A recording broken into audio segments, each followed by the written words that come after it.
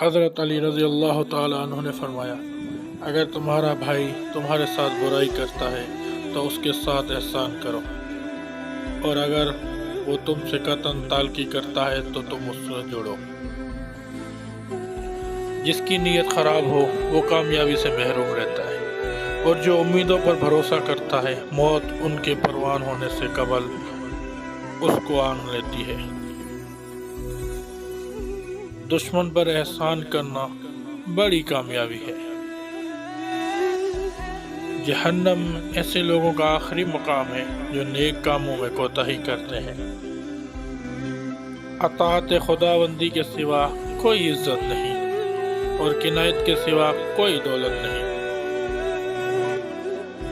لوگوں سے یاد کرنے کا شکوہ مت کرو، کیونکہ جو انسان اپنے رب کو بھول سکتا ہے وہ سب کو بھول سکتا ہے۔ جاہل کی خاموشی ہی اس کے عیبوں پر پردہ ہے۔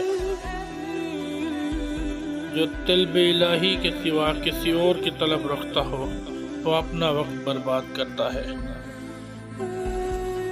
خاموشی انسان کو باوقار بنا دیتی ہے، جبکہ بےہودہ گوئی سے ملامت کے سوا کچھ حاصل نہیں ہوتا۔